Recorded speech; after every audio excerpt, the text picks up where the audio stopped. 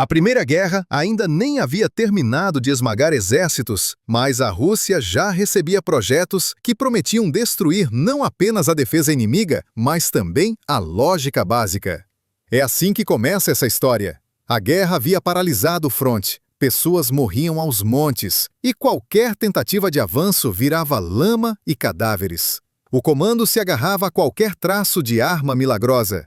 Foi nesse clima que, no início de 1915, chegou à mesa de Nicolau II a proposta do engenheiro Nikolai Lebedenko, o ponto de partida desse espetáculo técnico. Lebedenko não apareceu diante do czar com plantas, e sim com um brinquedo, um modelo mecânico de uma máquina estranha, duas enormes rodas e uma rodinha traseira minúscula. Tudo parecia ridículo, até ele dar corda e soltar o objeto no chão.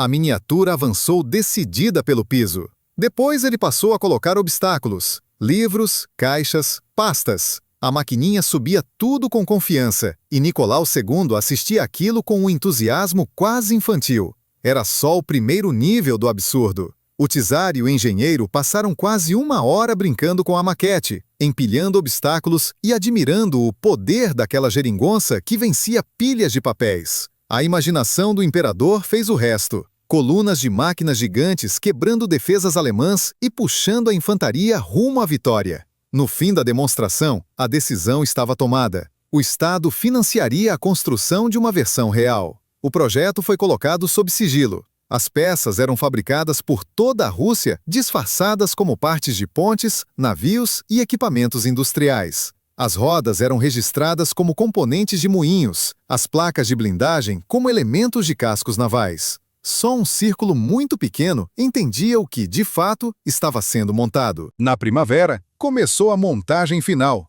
A velocidade era irreal para a indústria russa da época. Tudo relacionado ao projeto tinha prioridade absoluta. O local escolhido, porém, era estranho. Uma floresta perto da aldeia de Orodievo. Alguns hectares foram isolados, levantaram cercas de arame farpado, colocaram patrulhas. A população não recebeu explicação nenhuma. E então, o conjunto ficava ainda mais ilógico. Adolescentes curiosos que invadiam a área escondido viam algo que parecia impossível. Uma estrutura metálica gigantesca com duas rodas de 9 metros de altura. Eram rodas com raios, como aros de bicicleta, ampliados ao tamanho de um guindaste industrial. Mesmo assim, a máquina inteira somava cerca de 60 toneladas. Acima das rodas, havia uma torre de tiro com aproximadamente 8 metros, oferecendo um campo de visão comparável ao de um campanário. O formato lembrava um T, cerca de 12 metros de largura e quase 18 de comprimento. Na traseira ficava a tal rodinha de 1,5 metro de diâmetro, um contraste cômico, mas que seria a causa direta do desastre final. Ela sustentava boa parte do peso, contrariando qualquer lógica estrutural elementar. A usina de força consistia em 2 motores aeronáuticos Maybach, totalizando 240 cavalos, os mesmos usados em Zeppelins alemães. Ou seja, o supertanque russo seria movido por motores capturados de um dirigível abatido. O armamento planejado era sólido, canhões de 76,2 milímetros e metralhadoras Maxim com dezenas de milhares de cartuchos. Tripulação, 15 homens. No papel, parecia uma fortaleza móvel. Na realidade, era um catálogo de erros grosseiros. A largura de 12 metros, por exemplo, tornava impossível cruzar praticamente qualquer ponte do Império Russo. Lebedenko parecia acreditar que aquelas rodas gigantes simplesmente passariam por cima dos rios. Mais estranho ainda foi decidir construir o protótipo no meio do mato. Nada de oficinas, guindastes ou infraestrutura. Apenas uma clareira secreta, para onde tiveram de abrir estradas, erguer barracões, depósitos, trazer combustível e até montar uma ferrovia estreita. Tudo isso para uma máquina cujo valor experimental era zero. Não existia nenhuma versão intermediária. E é aqui que começa a parte interessante. Toda essa massa absurda seria testada ali mesmo, entre lama, raízes e solo fofo. Exatamente o tipo de terreno que definiria o destino da máquina. A próxima parte mostrará como a arma de ruptura perdeu para algo muito mais simples: terra russa comum. Em 27 de agosto de 1915, o campo de testes na floresta recebeu a comissão militar, oficiais do Estado-Maior e o próprio Lebedenko.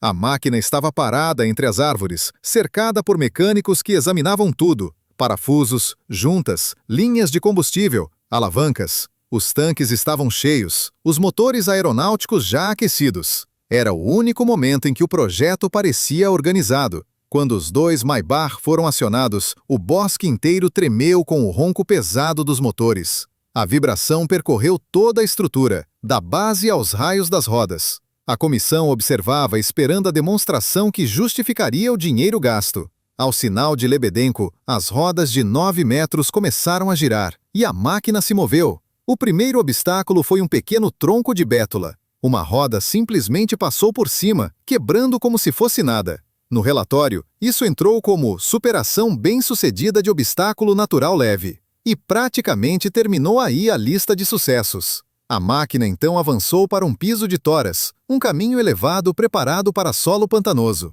Ali ela realmente conseguiu se mover, devagar, com muito esforço, mas sem falhar. Os raios recebiam apoio uniforme e os mecanismos funcionavam de modo previsível. Um raro instante em que o aparelho não parecia totalmente inútil. Mas esse foi só o primeiro nível do absurdo. O piso acabava. Adiante vinha terra comum, úmida, macia, típica das florestas perto de Dimitrov.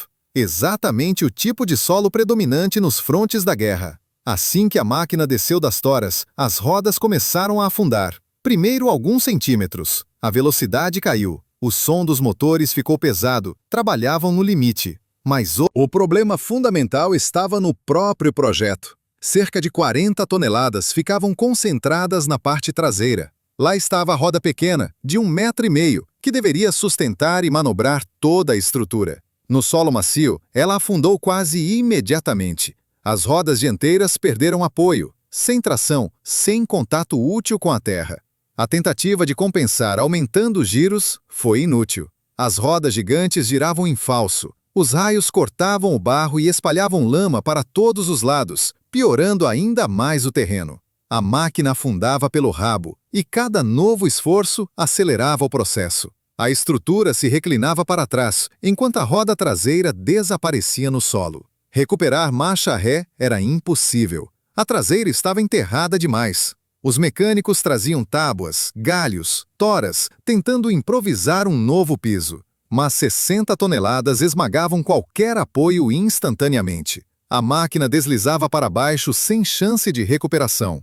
Os oficiais observavam em silêncio. Não precisavam discutir. A máquina que deveria vencer trincheiras e crateras não conseguia cruzar alguns metros de solo úmido. Não era azar. Não era terreno ruim. Era o próprio conceito que estava errado. A distribuição de peso tornava o movimento impossível. A roda traseira, minúscula, servia como ponto de sustentação de algo que jamais poderia sustentá-la. As rodas dianteiras, apesar do tamanho absurdo, ficavam praticamente inúteis. Não tinham onde se apoiar.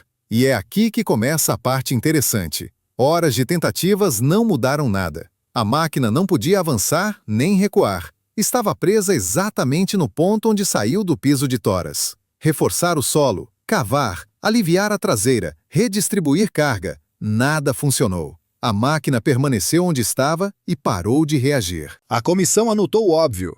A máquina só se movia em superfície preparada e era completamente inútil em terreno real. Ou seja, no campo de batalha duraria minutos. Restava o último teste, o de resistência ao fogo. E ele revelaria algo ainda pior.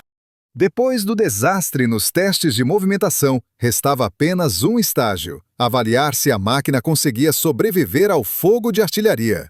Em teoria, uma estrutura com 2 rodas de 9 metros e cerca de 60 toneladas deveria aguentar alguns impactos. Na prática, o cenário foi outro. O elemento mais crítico eram justamente as rodas com raios. Elas tinham sido escolhidas para reduzir peso. A ideia era simples: criar rodas enormes capazes de passar por cima de trincheiras e barricadas. Rodas maciças seriam pesadas demais. Então adotaram uma solução esquelética: dezenas de raios metálicos presos ao aro. No modelo de demonstração, funcionava. Mas aquilo era um brinquedo à corda. Uma máquina real lidava com dezenas de toneladas, vibração e impactos verdadeiros. E esse foi só o primeiro nível do absurdo. Quando começaram as provas de fogo, tudo ficou claro rapidamente. As rodas com raios eram uma vulnerabilidade total. A primeira explosão de um projétil perto de uma delas estourou vários raios. Eles não dobraram, romperam como se fossem fios tensionados além do limite.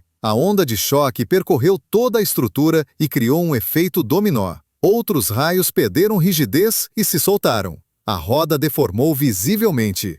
Para uma bateria de artilharia inimiga, aquilo seria um presente. Um tiro e a máquina perdia mobilidade. A comissão anotava cada resultado, e os relatórios ficavam cada vez mais óbvios. Qualquer impacto próximo abalava a estrutura inteira. O passo seguinte foi um tiro direto no centro da roda. O projétil atingiu o cubo, e o efeito foi devastador. Dezenas de raios voaram, alguns lançados a metros de distância. O aro entortou, e toda a máquina começou a pender para o lado atingido. A perda de resistência foi imediata. Se houvesse 15 tripulantes lá dentro, muitos morreriam atingidos pelos próprios estilhaços da máquina. Mas o conjunto ficava ainda mais ilógico. As rodas destruídas eram só parte do problema. A torre entre elas, a 8 metros de altura, praticamente não tinha blindagem real, só o suficiente para armas leves. O impacto preciso na seção central desestabilizaria o corpo inteiro. A ideia de fortaleza móvel simplesmente não sobrevivia a um único tiro bem colocado. A crítica final era estrutural. As rodas eram parte essencial do suporte. Se uma delas falhasse, a máquina não conseguia nem ficar em pé. Raios danificados significavam colapso iminente.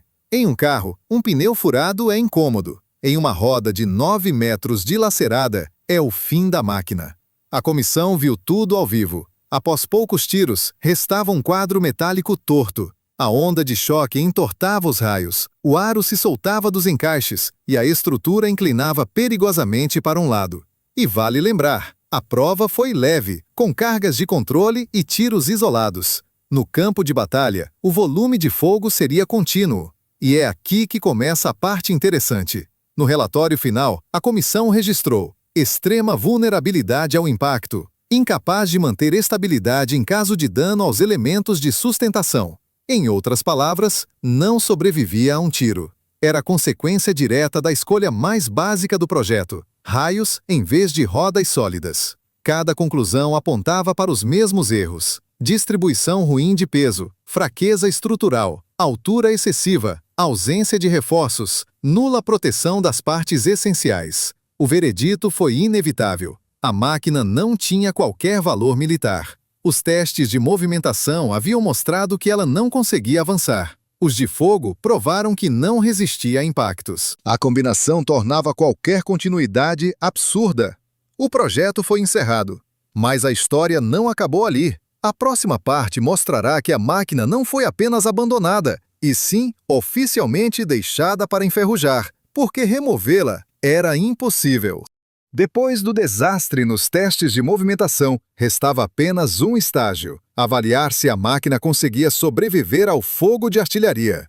Em teoria, uma estrutura com 2 rodas de 9 metros e cerca de 60 toneladas deveria aguentar alguns impactos. Na prática, o cenário foi outro. O elemento mais crítico eram justamente as rodas com raios. Elas tinham sido escolhidas para reduzir peso. A ideia era simples: criar rodas enormes capazes de passar por cima de trincheiras e barricadas. Rodas maciças seriam pesadas demais. Então adotaram uma solução esquelética: dezenas de raios metálicos presos ao aro. No modelo de demonstração, funcionava. Mas aquilo era um brinquedo à corda. Uma máquina real lidava com dezenas de toneladas, vibração e impactos verdadeiros. E esse foi só o primeiro nível do absurdo. Quando começaram as provas de fogo, tudo ficou claro rapidamente. As rodas com raios eram uma vulnerabilidade total. A primeira explosão de um projétil perto de uma delas estourou vários raios. Eles não dobraram, romperam como se fossem fios tensionados além do limite.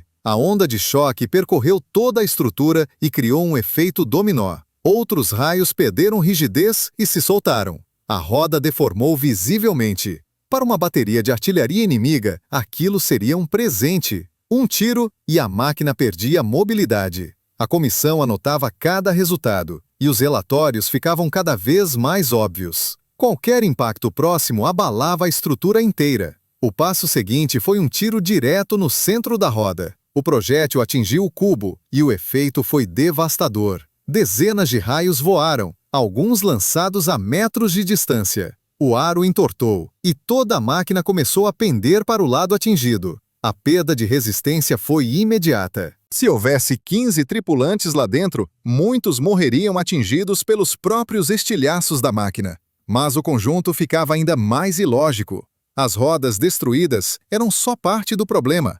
A torre entre elas, a 8 metros de altura, praticamente não tinha blindagem real, só o suficiente para armas leves. O impacto preciso na seção central desestabilizaria o corpo inteiro. A ideia de fortaleza móvel simplesmente não sobrevivia a um único tiro bem colocado. A crítica final era estrutural. As rodas eram parte essencial do suporte. Se uma delas falhasse, a máquina não conseguia nem ficar em pé. Raios danificados significavam colapso iminente. Em um carro, um pneu furado é incômodo. Em uma roda de 9 metros dilacerada, é o fim da máquina.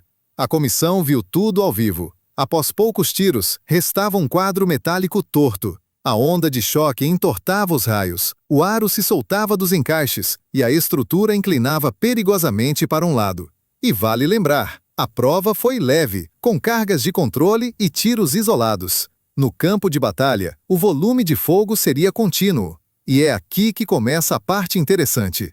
No relatório final, a comissão registrou extrema vulnerabilidade ao impacto, incapaz de manter estabilidade em caso de dano aos elementos de sustentação. Em outras palavras, não sobrevivia a um tiro.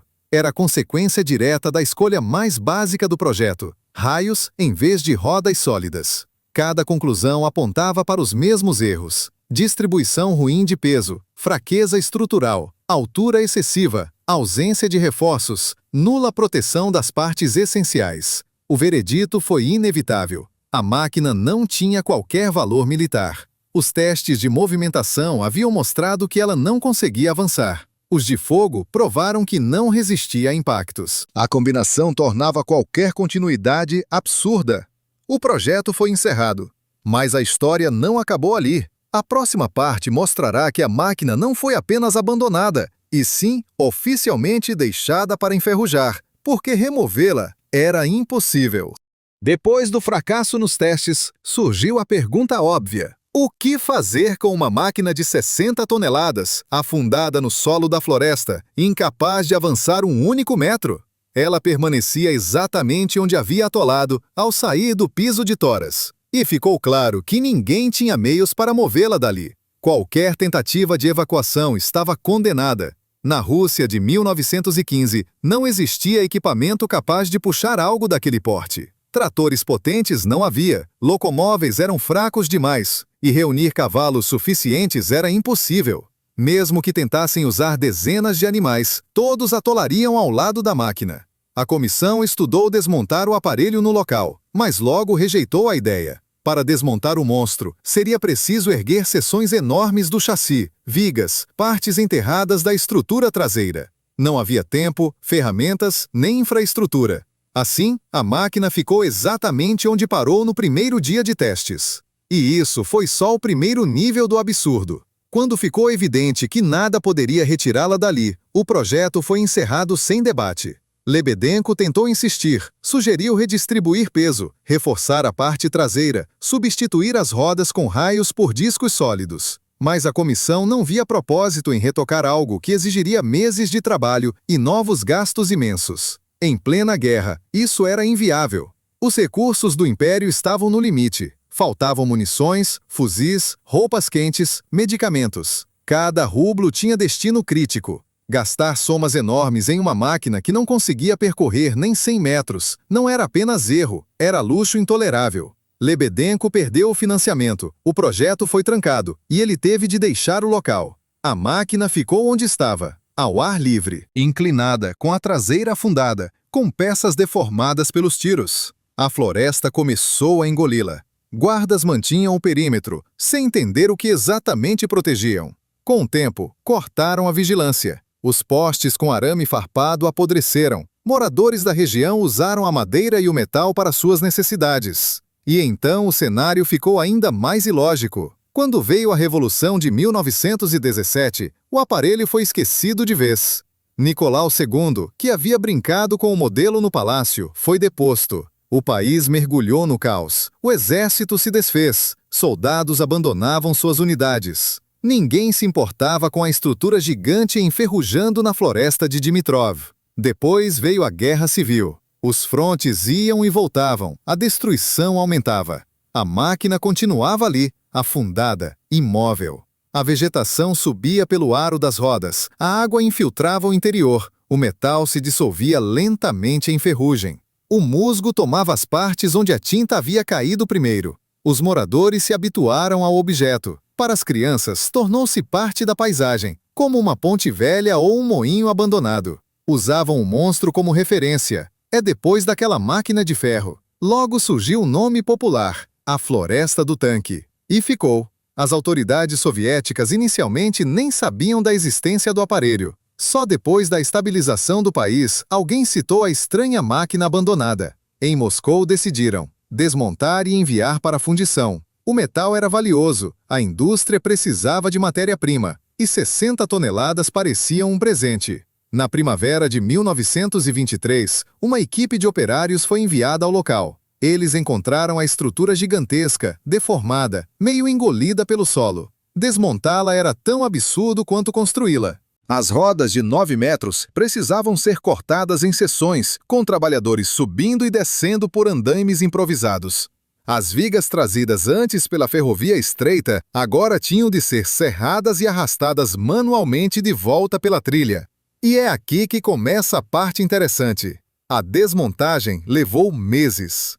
Cortavam peça por peça, arrastavam pela lama até a estrada, carregavam em carroças e mandavam à fundição. Os delicados raios das rodas, que teoricamente dariam leveza, agora atrapalhavam. Cada raio exigia um corte separado, cada encaixe um esforço próprio. O metal quebradiço, corroído por anos de umidade, dificultava tudo.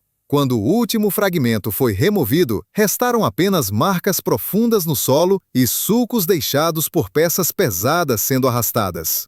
Aquilo que fora vendido como maravilha da engenharia desapareceu, sobrevivendo apenas nas memórias dos moradores e nos relatórios da comissão. Mas ainda não era o fim.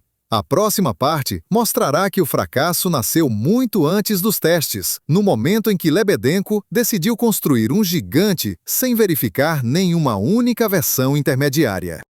Quando em 1923, os últimos pedaços do monstro foram cortados e enviados para a fundição, a história física do tanque chegava ao fim.